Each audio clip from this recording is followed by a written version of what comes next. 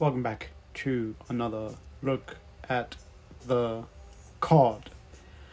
Another, or I guess I wouldn't say another, but an impressive, very, very impressive win from Sean Strickland, ladies and gentlemen, against old boy Mohamed.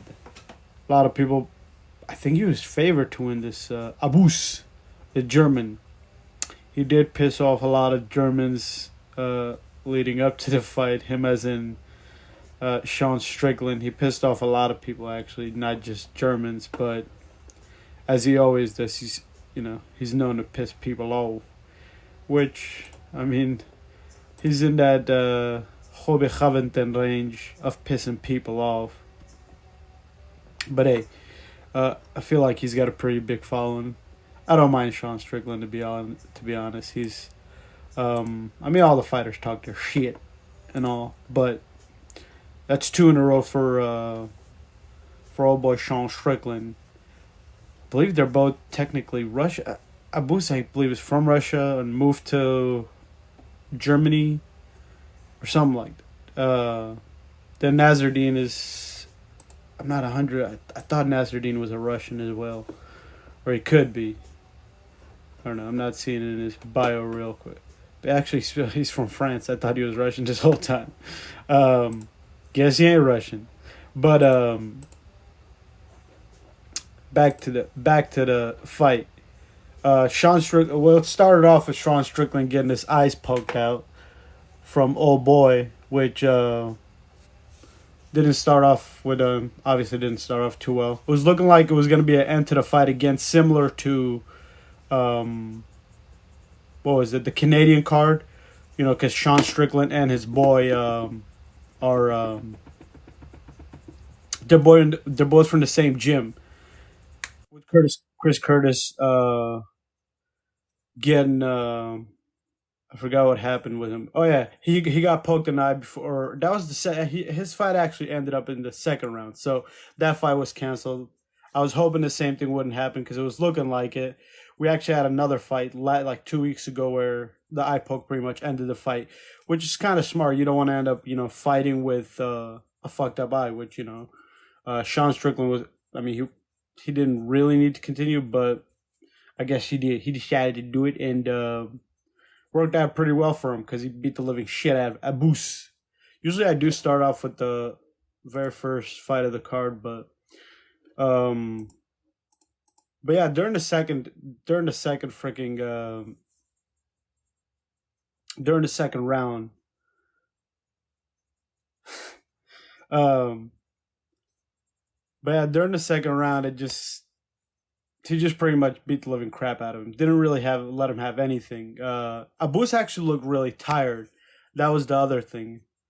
So I don't know what the hell was going on there, but if you're prepared for a 5 rounder, he did kind of empty his tank because Strickland was just pretty much letting him do whatever he wanted, and that was probably a part of the game plan. Abus is kind of he looked kind or he is kind of big for the division, um, which I thought I was like if he gets a dub, if he gets something going, maybe he could be a problem for the division, but but he didn't get it going. He pretty much I don't know. I actually don't know what his record was before this whole. I didn't really look too much into a boost to be honest. A boost. Um, I know. Okay, so he did have the canceled fight. I don't know if I watched the fight with Dustin. Which fight? Oh, that was Gantiovasa. I believe that was in France. But yeah, there's a good chance I did watch it. Actually, I did watch that. What am I talking about? I watched it not too long. I rewatched it not too long ago as well. Um, but then there's Grant Dawson, lightweight division. They got some um, more talent in the lightweight division, which the lightweight division is already stacked with Grant Dawson most likely moving up to 12 or something because he just beat number 12. And Grant Dawson was 15 this week. Let's look at the rankings real quick. Lightweight division. Lightweight division. Where the hell is the lightweight division? I think he kind of called out Islam Makhachev. Obviously, Islam is going to be busy for a long, long damn time with Dustin Poirier, Justin Gaethje situation happening.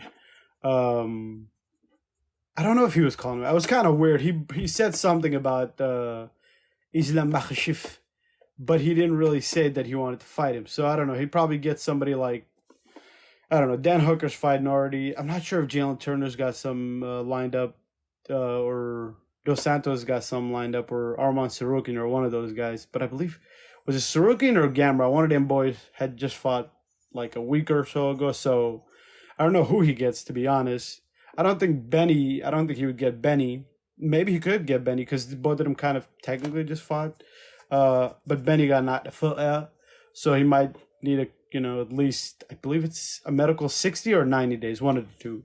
But still, I believe Benny usually takes a good amount of time off, anyways. So we'll see what happens there. But yeah, Gamrot pretty much dominated. I'm telling you, dominated the fight. Didn't let him have anything. I mean, anything. He pretty much left man's hanging. What's it? See, that's the other thing about this fight. Mazgulov was talking a whole bunch of shit, which he was talking shit about Justin Gaethje, and you can't even take out number 15, and you're talking about the number 3 guy in the division. You're like, I don't know what's happening there. I don't know why he was bringing up Justin Gaethje. Usually you don't see too much of these Russian fighters and all so cocky. That's usually the American and everybody else's thing. It isn't usually. That was the alarm. That's past 8 minutes. But yeah, usually that's not a Russian or other people thing. It's usually just mainly an American and here and there everybody else, but not really a Russian fighter thing. But yeah, and he had just came off of, or Demir had just came back from retirement, so it was guess that retirement didn't help because man, he was pretty much just getting taken down, and that's the other thing about Dawson. He was kind of like wrestling like he was a Dagestani himself, um, locking up the legs with his feet and everything. Well, when he took him down, he was like clamping on the legs, how Habib Nurmagomedov does. Um, but yeah, Grant Dawson looking good. Matt Favola, I mean, this lightweight division is even more. Every other time there's a fucking fight, it feels like it gets more and more stacked. This lightweight division. Let's see if there was another fight I want to even talk about. I mean, I pretty much caught the majority of the fight. I was expecting a bit more from Bruno Ferreira since he knocked out RoboCop. Um, when RoboCop, well, he was on a 3-fight win streak. He was looking like he was one of the next big things in the middleweight division. So when somebody like Ferreira comes in and knocks him out, you're like, hey, maybe some big. And he was 10-0 at the time or before today. What the heck is his name? Rosa. I'm not even gonna try to pronounce it, but he pretty much ended up grabbing his kick and then punching him right in the face. It was one of those that was so fast I didn't even catch it. So I did catch the highlight. Um, I believe he hit him with a left hook or a right hook, one of those two. Then the other one was Bennett Saint Denis versus Ismail Benof Ben. Yeah, let's just go with Ismail. Okay. Um, Down right there, Ismail was just pretty much taking kicks to the arm, like every other shot was a kick to the arm, and then eventually got him to the ground, submitted the mate. Ismail didn't really have anything for Saint Bennett. Saint Bennett, 11-1. Future looking bright for him, I guess. Max Griffin, Miles Morales, the Ecuadorian Spider Man, or Michael Morales. Just forget it. But yeah, Michael Morales. Mazdem's got a lot of power. I mean, he is in the welterweight division, but still, I don't know if he's too big or too small for the division, but the kid got some power, and his style of fighting is a fun style of fighting to watch. I wouldn't be shocked if his next fight is at least main event for a fight night, which would be nice to see. Um, he kept trying to do it like the punch off the fence, which it never really it never really happened, but he at least tried it. Um, but yeah, Max Griffin really didn't really have any. To be honest, I'm kind of shocked that Max Griffin didn't get knocked the fuck out. But hey, he tried. Like I said, he has a really fun style of fighting. The other Ariana Lipsky versus Gato, Melissa Gato. That fight right there was kind of boring, to be honest. It was one of those technical fights, pretty much just clinching them on the cage and all this other good stuff, which really wasn't. I don't know, just wasn't really a good fight at all, to be honest. But actually, I thought Ariana had won the or what I thought Ariana was gonna lose the fight because the first round was it like clearly looked like it was Gato's. I believe one of the announcers was saying the same thing that Gato or it looked like Gato was winning. I believe by the numbers Gato was winning, but from what the judges saw and from what everybody else was seeing, I mean, for me it looked like it was clear that Melissa was winning. It's just a fighter said that. Oh yeah, Corey Sandhagen. He actually came out. He was like, "You just pretty much got to make it look like you're winning." He was like, "I don't like the style of fighting. You just pretty much got to make it look like it. Just pretty much throw a lot, and the judges, they're looking like they're regular fans. And sometimes when you're looking, you got the cage covering it and just being loud in the arena and all this other stuff. You're fucking human. You're obviously gonna miss a lot of stuff compared to us who are just watching from the TV. Like you could just see what's happening. And the first round was like clearly for me at least.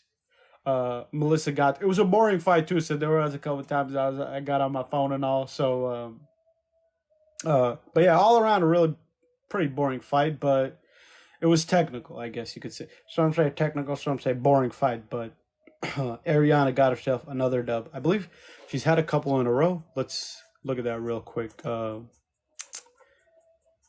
See, I'm not 100 on the two last rounds, but I thought the third round was Gatos as well. So I thought it was 2-1 all around, but I guess the judges saw it different. I haven't really looked on social media because I watched the boxing event that was happening as well, and that was actually the best fight I watched today. The Andre fight. Forget the other dude's name, but that's kind of a shocker when the UFC card, when the boxing fights or one of the boxing fights is actually better than the majority.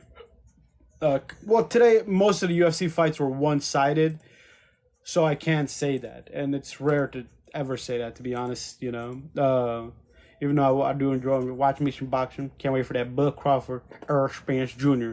But yeah, Ariana's actually on a two fight winning streak. She got knocked the fuck out in 2002, first rounder by. The funny thing is, this person doesn't even have a name. Or I'm guessing the person got cut from the UFC, so you can't even see her information and all. But yeah, that's gonna be it since I pretty much. And the biggest thing I didn't speak about was Keith Lee's brother. Keith Lee's brother he got submitted. He didn't get knocked the fuck out. Kevin Lee got pretty much, in a way, embarrassed by another one of them Russian fighters or Dagestanis. I'm not sure if this guy's actually Dagestani. Let's see. He is from Russia. Hey, at least this time I got it right. Anytime they got the beards and all, you'd think they're from Russia. If they got the beard without the mustache, that's a clear sign that that the fighter is a Muslim, because Muslims usually don't have the mustache; they have the beard only. I don't know what the reasoning is for that. I believe somebody told me before, but I forgot. So y'all gonna have to believe me with that. But yeah, that's gonna be it for today. But yeah, that was pretty embarrassing from Keith Lee's brother. he needs to pick his shit up. But yeah, that's gonna be it. Thanks for the watch. Y'all have